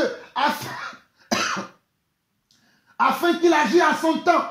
Nous supportons le brisement de Dieu. Nous supportons l'ignominie que Dieu met sur nous. Nous le supportons. Nous portons notre croix tous les jours. Nous ne voulons pas aller plus vite que la danse. Nous ne voulons pas aller plus vite que le temps de Dieu. Que celui qui a des oreilles pour entendre, entend ce que l'Esprit dit à son Église. Ça fait partie de quoi? De l'amour de Dieu. Nous sommes en train de parler de l'amour de Dieu et je suis en train de développer le point de 1 Corinthiens chapitre 13, le verset 5 à 8 qui dit « L'amour est patient, l'amour supporte tout, l'amour croit tout ». C'est ce point-là que je suis en train de développer. Parce qu'il y a des gens qui parlent de ces choses sans connaître la profondeur de ces messages. Sans connaître la profondeur de ces messages. Mais Dieu nous a fait la grâce, alléluia. Oh Seigneur, que ton huile sainte coule encore sur moi. Que ton huile coule encore sur moi. L'huile de l'ancien, alléluia. L'ancien, que l'ancien soit au rendez-vous afin que je puisse révéler tes secrets à ton église. Les gens ne comprennent pas ça. Ils pensent que ce ne sont que des mots. Mais Dieu nous a révélé ces choses. Voilà pourquoi nous voulons être différents des autres. Il y a des uns, mais il y a aussi des autres. Moi, je veux faire partie de ceux-là qui sont différents. Donc, quand Dieu te fait passer par une épreuve, c'est aussi par amour. Parce qu'il veut te faire du bien. Si vous ne me croyez pas, nous sommes dans Deutéronome chapitre 8. Lisons bien au verset 3 jusqu'au verset 6. Il t'a humilié, il t'a fait souffrir de la faim et il t'a nourri de la manne que tu ne connaissais pas et que n'avait pas connu tes pères afin de t'apprendre que l'homme ne vit pas de pain seulement, mais que l'homme vit de tout ce qui sort de la bouche de l'Éternel. Mes frères et sœurs, ces choses, moi je les comprends. Est-ce que vous comprenez la même chose comme moi? Seigneur, Seigneur, révèle ta parole, alléluia. Révèle ton cœur. Révèle l'immensité de ta grandeur et la profondeur de ce que tu es. Révèle ces choses, alléluia. Au verset 7, regardez ce que le Seigneur dit. Au verset 4 plutôt, de ce même passage de Deutéronome 8, il dit, ton vêtement ne s'est point usé sur toi, et ton pied ne s'est point enflé pendant ces 40 années. Lorsque le peuple d'Israël était dans le désert, le Seigneur donne un témoignage. Il dit que c'était une souffrance pour eux. Lorsqu'ils vivaient ça, souvenez-vous de comment le peuple allait se plaindre devant Moïse. Oh, nous étions bien en Égypte, mais toi tu nous fais passer par cette épreuve. Nous n'avons rien. Pourquoi tu fais ceci? Pourquoi tu fais cela? Il embêtait Moïse tout le temps. Comme beaucoup d'entre vous. Vous êtes là à m'embêter par vos commentaires, par vos appels. Mais moi, je ne regarde pas ça. Moi, je regarde là où je vais. Je vais à une destination finale. J'ai mes regards fixés sur l'objectif que je dois atteindre Ce n'est pas vous qui m'avez fixé cet objectif, mais c'est celui qui m'a appelé, qui m'a fixé cet objectif. Donc je suis toujours, j'ai mes regards fixés sur mon objectif. Rien ne pourra me déboussoler. Je suis indéboulonnable. Je suis comment? Inarrêtable. Je suis inarrêtable, intouchable. Vous pouvez tout essayer, mais vous n'arriverez pas. À bon attendeur, salut. Nous avançons.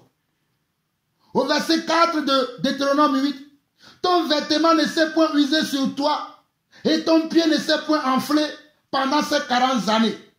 Reconnais en ton cœur que l'Éternel, ton Dieu, te châtie comme un homme châtie son enfant. Vous qui n'aimez pas qu'on vous châtie, quand on vous châtie, vous allez dire que le frère n'a pas d'amour, la sœur n'a pas d'amour, le serviteur de Dieu n'a pas d'amour, le conducteur qui vous conduit n'a pas d'amour. Mais aimez la parole de Dieu. Dieu châtie ses enfants. Alléluia. Ceux qui sont les enfants légitimes sont châtiés par le Seigneur. Ce sont les enfants illégitimes que Dieu ne châtie pas. Mais si tu es un enfant légitime, voici ce que la Bible déclare dans Hébreu. Les enfants légitimes sont châtiés par le Seigneur. Le Seigneur va te châtier. Même s'il t'aime, il va te donner un châtiment pour te ramener à l'ordre, pour te ramener à la vérité, pour te ramener à connaître le vrai amour, afin que tu marches dans le vrai amour. Tu comprends ça? Verset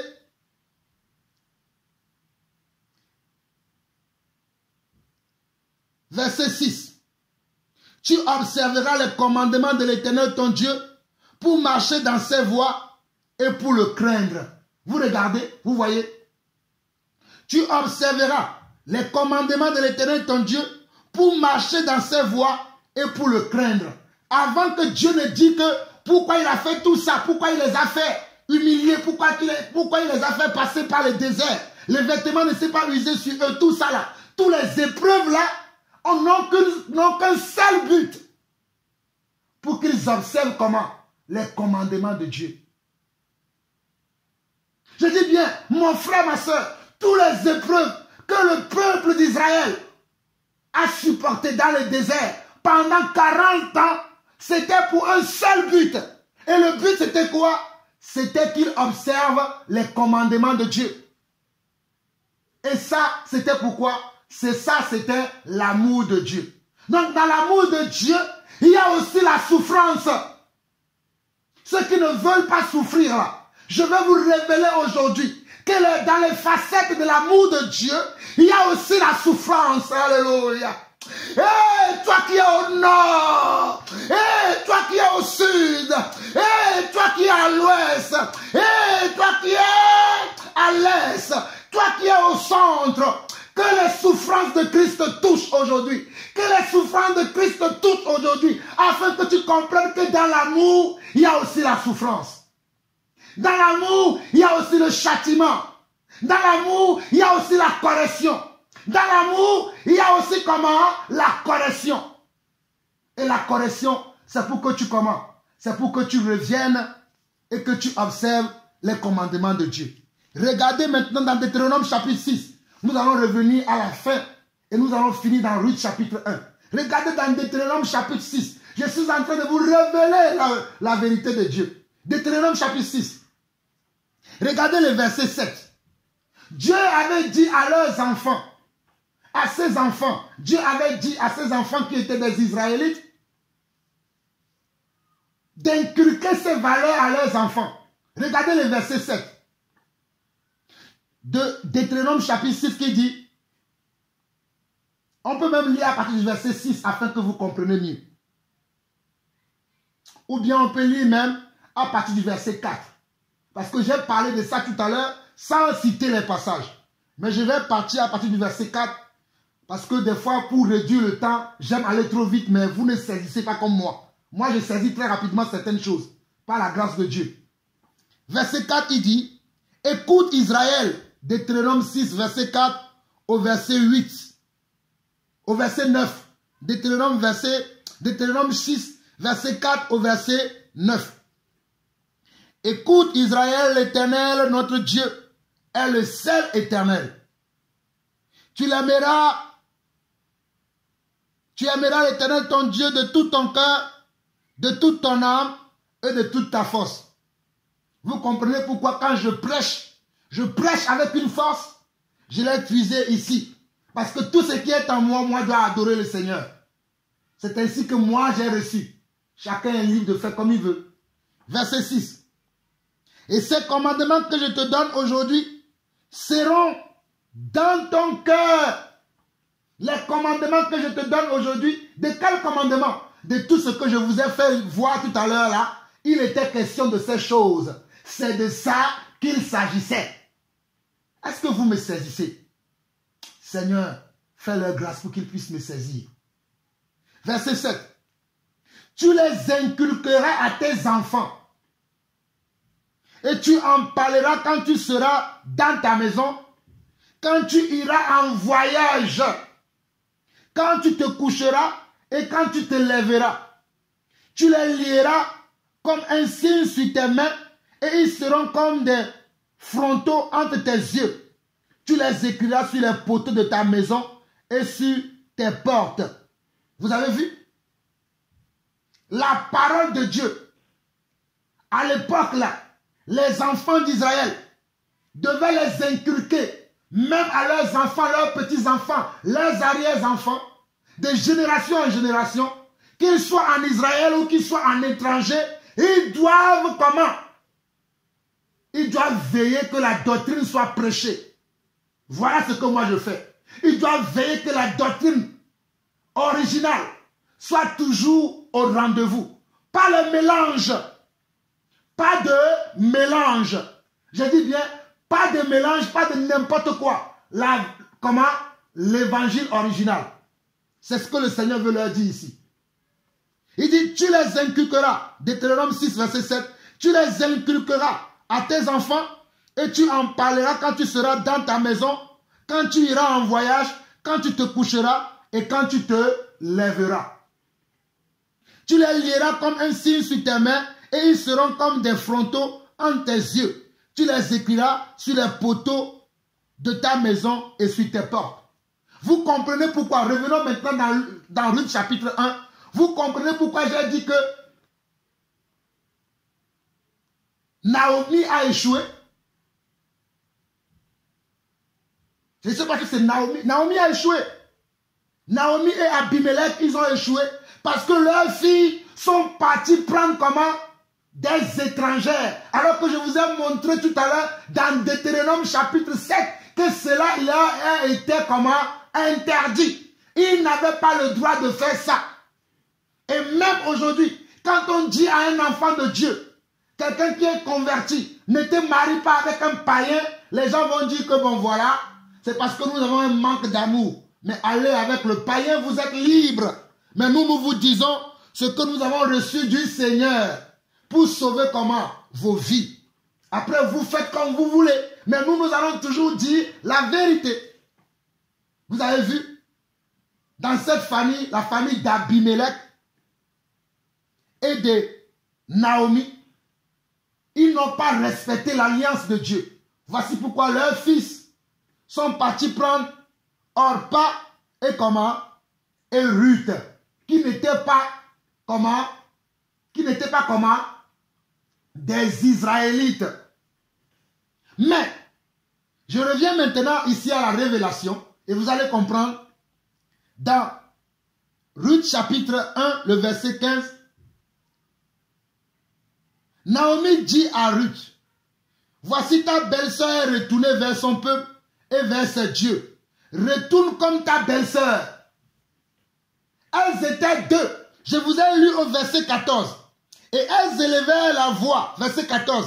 Et elles élevèrent la voix et pleurèrent encore. Orpa baisa sa belle-mère, mais Ruth s'attacha à elle. Orpa a dit, bon, moi je m'en vais. Parce que Orpa était venu par un intérêt.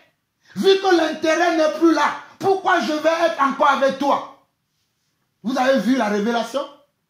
Quand je vous ai dit que les gens nous suivent par un intérêt. Mais Ruth était là. Ce n'était pas pour un intérêt, alléluia. C'était parce qu'elle avait aimé, alléluia. Oh, Rabbi, ouvre les tes enfants afin qu'ils reçoivent cette parole dans un cœur qui est préparé pour la moisson. Oh, alléluia! Que la moisson soit grande, que la moisson soit grande, que la moisson soit grande au nom de Jésus-Christ. Mais Ruth a fait son choix et elle a choisi. Regardez ses propres paroles, les mêmes paroles qui sortaient de la bouche de Ruth. Regardez vous-même. Au verset 16, Ruth répondit, ne me presse pas de te laisser, de retourner loin de toi. Où tu iras, j'irai, alléluia. Où tu demeureras, je demeurerai. Ton peuple sera mon peuple et ton Dieu sera mon Dieu, alléluia. Rabbi orala sondere beria. Ikarabor da shandara bahandere kese. Rikende ribahanda maharaboria. Ikarabasonda raboshika bratakaya. Rikenda rabasoka. Rikanda rabahonde yaharia. Irabosande bahaya. Ikarabababababa shendere bekeya. Roboshinda masaka bahanda. Ribababa shandere bekaria. Voici la conversion de Ruth. Ruth s'est convertie. Ruth s'est convertie. Il a dit, ah, tel que j'ai vu que cette femme-là adore Dieu, tel que j'ai vu l'honnêteté, tel que j'ai vu l'amour de cette femme, je vais embrasser son Dieu, je vais embrasser son amour, je vais être comme elle. Voici la décision de Ruth, alléluia. Voici ce que Ruth a décidé. Voici ce que Ruth a décidé parce qu'il a été touché. Il a été touché par ce qu'il a vu dans la vie de comment? De Naomi. Alléluia. Ruth a été touchée. Ruth a été touchée. Ruth a été touchée. Là où tu es, là où tu es. Je veux que tu sois un Ruth aujourd'hui. Là où tu es, alléluia. Prends ta décision. Prends ta décision. Si Dieu te parle par cet enseignement, si Dieu te parle par cette exhortation, si Dieu te parle, prends ta décision là où tu es. Décide. Dis avec moi. Hé, mon frère Jean-Paul, je ne te connais pas ni d'Adam ni d'Ève, mais au moins sur cette parole, je suis d'accord avec toi. Moi aussi, je vais suivre le Dieu là que Ruth a vu dans la vie de Naomi. Même s'il n'y a rien qui se prépare à l'horizon. Regardez, pendant que Ruth faisait ce choix, pendant que Ruth faisait ce choix, rien n'était encore à l'horizon. Rien n'était encore à l'horizon. Elle ne savait pas comment elle va vivre. Elle ne savait pas si elle va aller habiter dans une brousse où elle ne savait rien du tout. Elle ne savait pas là où elle va atterrir. Mais elle a choisi de marcher comment? De marcher avec Naomi. Elle a décidé de marcher avec Naomi. Ma prière pour toi qui m'entends, toi qui m'écoutes. Décide aujourd'hui de marcher avec Dieu. Décide, choisis ton camp. Décide d'aimer Dieu, quoi qu'il t'arrive, quoi qu'il t'en coûte. Je dis bien, quoi qu'il t'arrive et quoi que cela te coûte, décide de suivre Dieu. Décide de marcher avec Dieu. Oh, I have decided to follow Jesus. I have decided to follow Jesus. I have decided to follow Jesus. No turning back, no turning back, no turning back, no turning back.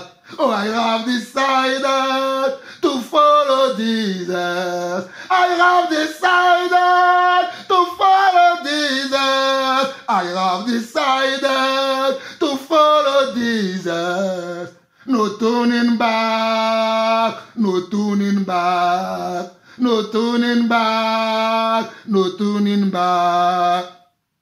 The world behind me, they cross before me. The world behind me, they cross before me. The world behind me, they cross before me.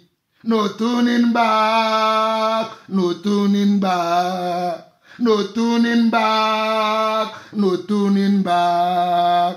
Oh, moi j'ai décidé de suivre Jésus. Oui, moi je décide de suivre Jésus. Oh, moi je décide de suivre Jésus. Pas de retour, pas de retour, pas de retour, pas de retour. Oh, moi je décide de suivre Jésus. Oui, moi je décide de suivre Jésus. Oh, moi je décide de suivre Jésus. Pas de retour, oh, pas de retour, pas de retour, oh, pas de retour. La croix devant moi, le monde derrière moi. La croix devant moi, le monde derrière moi. La croix devant moi, le monde derrière moi. La croix devant moi, le monde derrière moi. La croix devant moi, oh, le monde derrière moi. Pas de retour, pas de retour, pas de retour, pas de retour. Oh, la croix devant moi, le monde derrière moi, oh. La croix devant moi, le monde derrière moi, oh. La croix devant moi, le monde derrière moi, oh. Pas de retour, pas de retour. Pas de retour, pas de retour. Oh, la croix devant moi, oh, le monde derrière moi. La croix devant moi, le monde derrière moi. La croix devant moi, le monde derrière moi. Pas de retour, pas de retour, pas de retour, pas de retour. Alléluia. Alléluia. Au verset 17 de Ruth chapitre 1. Ruth disait, où tu mourras, je mourrai, et j'y serai enterré. Que l'Éternel me traite dans toute sa rigueur, si autre chose que la mort vient à me séparer de toi. Naomi, la voyant décider à aller avec elle, cessa d'insister auprès d'elle. Naomi, alléluia, la voyant décider à aller avec elle, cessa d'insister auprès d'elle. Voilà pourquoi nous aussi, lorsque nous voyons que la parole de Dieu est respectée, là nous cessons de parler. Mais tant que la parole de Dieu ne sera pas respectée, tant que les gens ne vont pas faire le bon choix, tant qu'il y aura le mensonge dans l'église, tant qu'il y aura les rivalités, la colère, les animosités, les excès de table, la gloutonnerie, les ivrogneries, toutes ces choses semblables ou équivoques que nous voyons dans l'église aujourd'hui, nous ne cesserons d'aboyer comme un chien.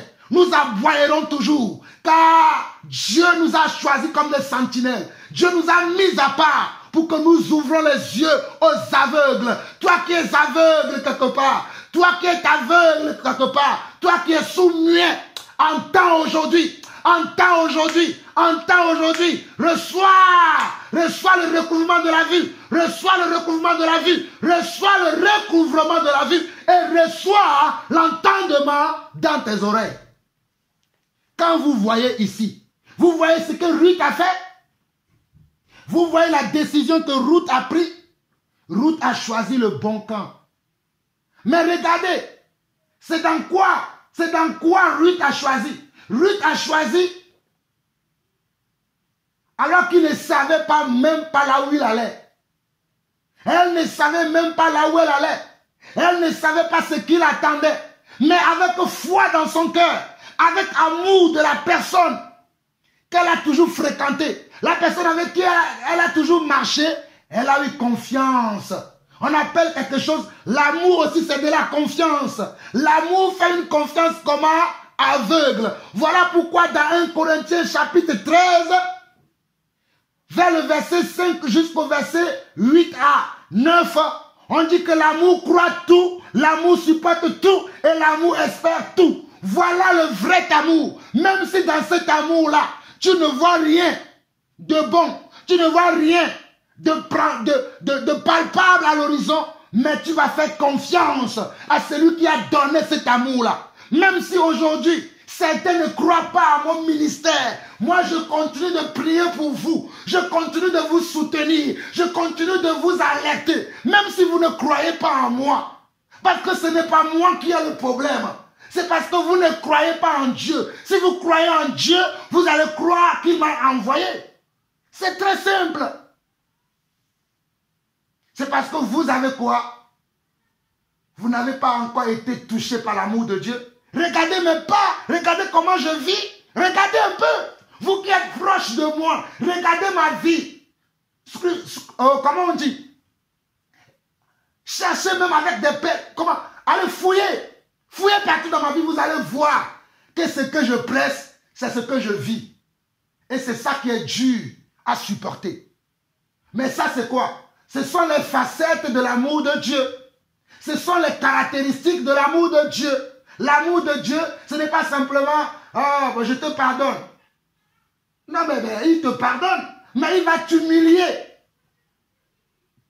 Comme nous l'avons vu dans Deutéronome chapitre 8. Tu vas passer par le désert. C'est aussi l'amour de Dieu. Tu vas rencontrer des difficultés. Comme il le dit dans 2 Timothée chapitre 4.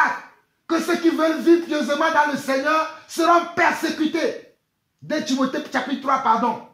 Il dit que ceux qui veulent marcher pieusement dans le Seigneur seront persécutés. Ça aussi c'est quoi? C'est l'amour de Dieu. C'est l'amour qui te fait qu'on te persécute pour voir quelle serait ta réaction lorsqu'on va te persécuter. Est-ce que tu vas abandonner le Seigneur parce qu'il y a des persécutions? Voici Abimelech et sa femme Naomi qui sont partis à l'étranger parce qu'il y a de la famine. Ah, ils ont oublié Dieu.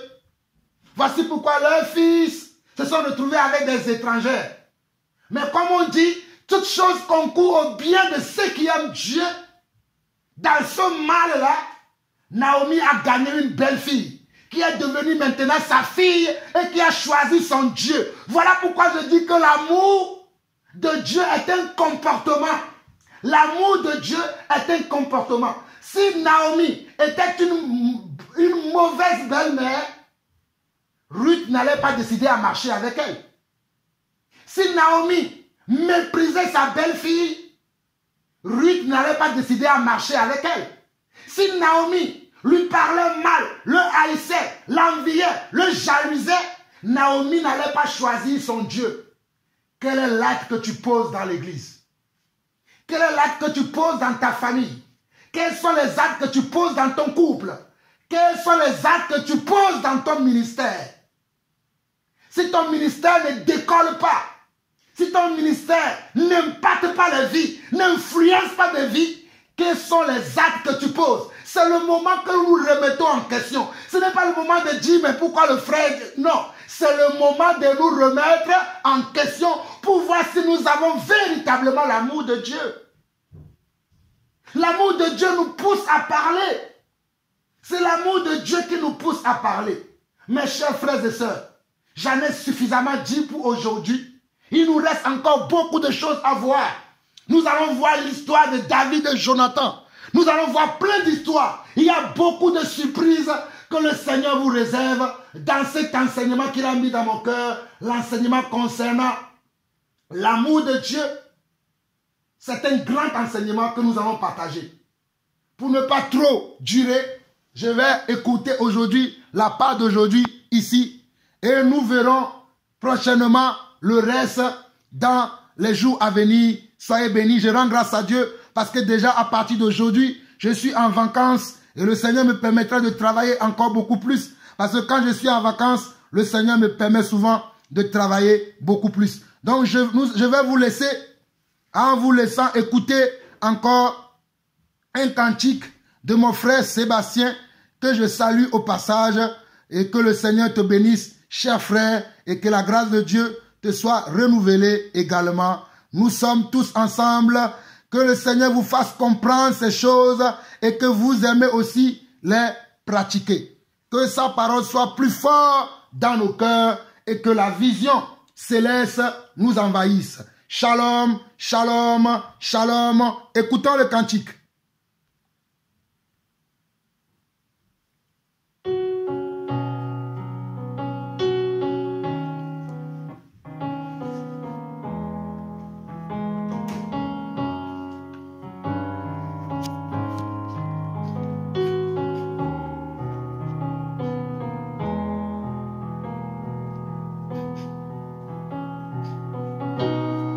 je sens ta présence, une joie envahit mon cœur.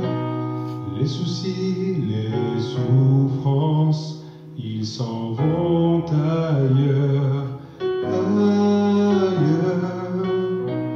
Touché par ton esprit, tu me combles de ton amour, et cela me suffit de croire en toi chaque jour. Quand je sens ta présence, une joie envahit mon cœur. Les soucis, les souffrances, ils s'en vont ailleurs, ailleurs. Touché par ton esprit, tu me combles de ton amour, et cela me suffit de croire en toi chaque jour. C'est par toi que je vis, mon être entier est conquis, mon âme te bénit, car tu es ma joie de vivre.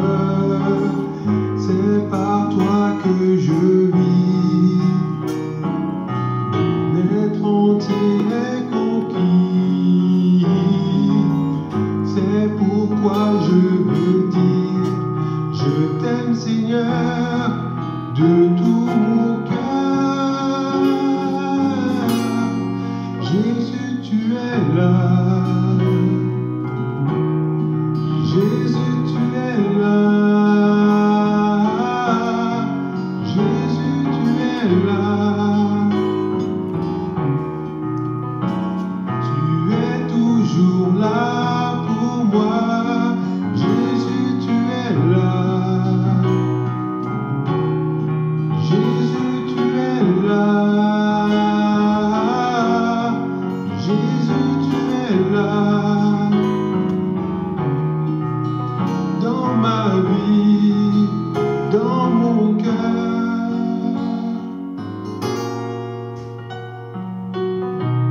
Quand je sens ta présence, une joie envahit mon cœur.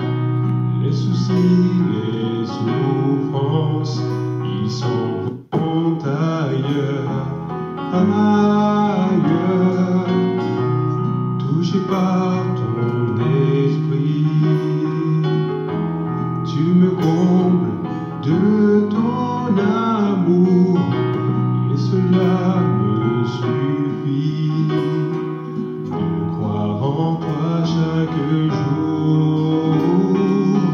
C'est par toi que je vis, mon être entier est conquis, mon âme te bénit, car tu es ma joie de vivre.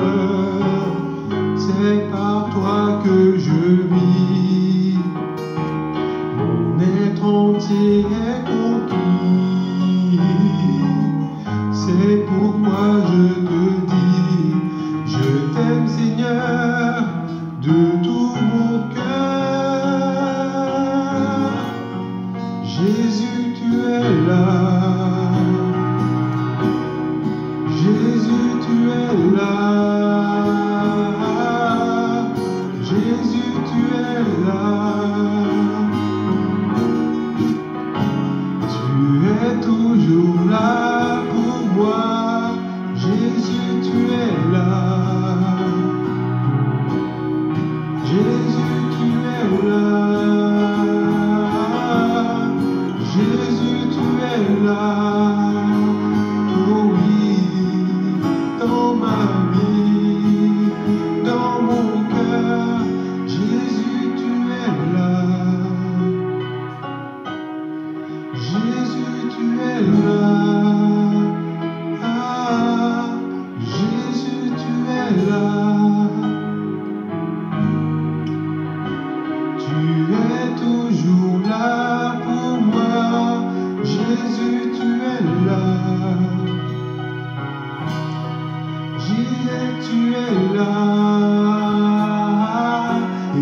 Emmanuel, tu es là.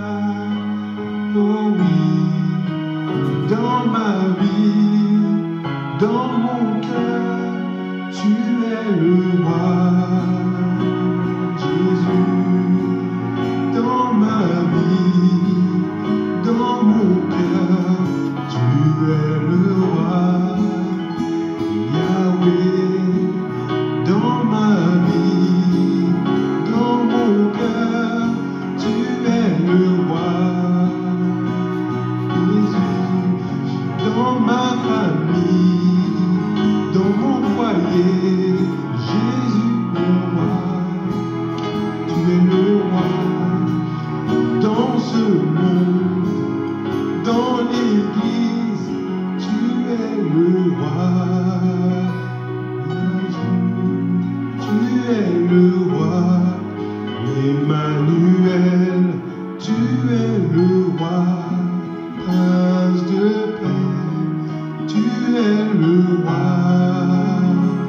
Ah, tu es le roi, Dieu tout-puissant, tu es le roi, l'ancien des jours, tu es le roi. La main cachée, tu es le roi. Ah, tu es le roi. Malgré la maladie, tu es le roi.